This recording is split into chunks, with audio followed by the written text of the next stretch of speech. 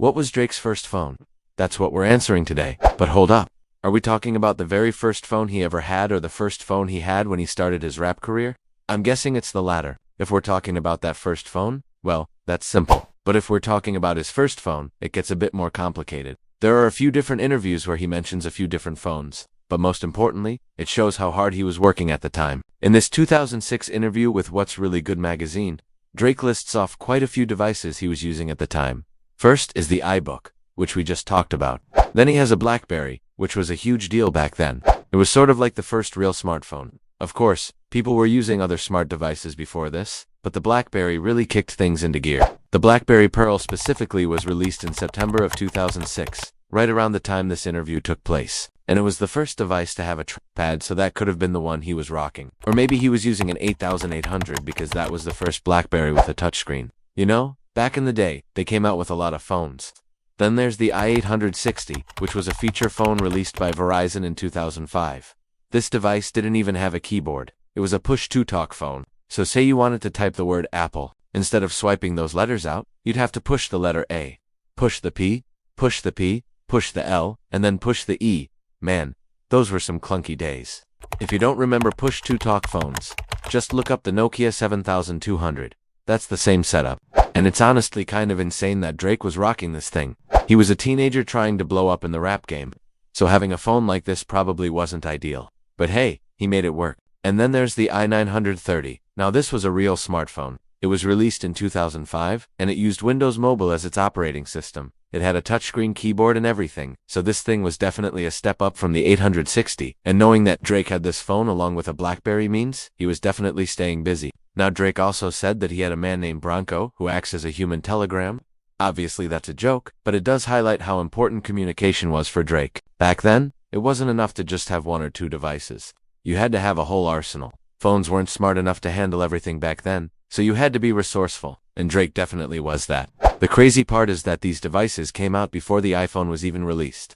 So all of these phones were top of the line at the time. Well, except for the 860, that thing sucked. But the BlackBerry, Pearl, and the i930 were definitely nice devices to have. In fact, I used to have a BlackBerry Curve 8530 myself, so I know firsthand how bulky these things were. They were basically a brick compared to the iPhones and Androids we use today, and they weren't nearly as powerful either. If you wanted to play games on your phone, well, you had to get a dedicated gaming device. We didn't have apps back then. Everything was just a part of the phone itself. I think the best way to describe these phones is that they were extremely specialized. There was no such thing as a do-I-tell device back then, so you had to buy a phone that was tailored to whatever you needed. Some phones were great for texting, others were amazing for playing games, and then some were good for browsing the internet. It was actually pretty cool in a way. Like sure, we have phones that can do literally anything now, but back then it was fun figuring out what phone you should get next. You couldn't just go into one store and get everything all in one package. You actually had to shop around. And now that I think about it, that's probably why Drake had so many different phones. Each one was designed to do a certain thing. It's also worth noting that Drake was juggling two careers at the time. I mean, he was an actor trying to make it in Hollywood, and a rapper trying to blow up the charts. So he probably needed all the help he could get. Plus, he needed a way to communicate with his manager, his agent, his friends, his family, and all the people he was meeting along the way. All that texting could have gotten expensive too. I don't know if Drake had unlimited minutes, but his manager and other associates might have been hesitant to text him long and hard during the day because the last thing they wanted was a hefty cell phone bill. And keep in mind, back then, the industry didn't really pay artists all that much. Drake was signed to a major label, but he was still hustling every day to make his dreams come true, so every dollar counted. I think it is safe to say that Drake didn't miss any calls or messages with all those devices he had. Even if he did, he had Bronco to relay the message. And that's the beauty of storytelling.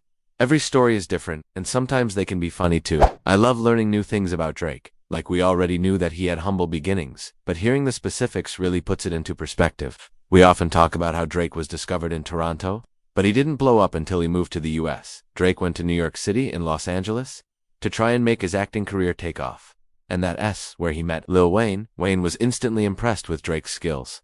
And that led to Drake releasing his debut mixtape, Room for Improvement, in 2006. The mixtape was a success, and it helped Drake get signed to Lil Wayne's Young Money entertainment label. So moving to the US was a huge step for Drake, and it allowed him to pursue both his acting and music careers. He continued to release mixtapes and build his music career, while also making appearances on popular TV shows like Degrassi, The Next Generation, Drake's music began to gain mainstream attention with his hit single, Best I Ever Had, in 2009. And then his debut studio album, Thank Me Later, dropped in 2010 to critical acclaim. From there, Drake became one of the most successful rappers of his generation, and he has won numerous awards, including 4 Grammy Awards and 3 American Music Awards. He's also been nominated for an Academy Award for his song for Black Panther. So yeah, Drake has accomplished a lot since he started his career as a teen in Toronto, and it's amazing to think that he had to use so many devices just to stay connected back in the day. The funny thing is that we've come a long way since then. Now we have phones that can do anything and everything, but sometimes I miss the simplicity of the old brick phones. They were so clunky and awkward, but they were also a lot of fun to use.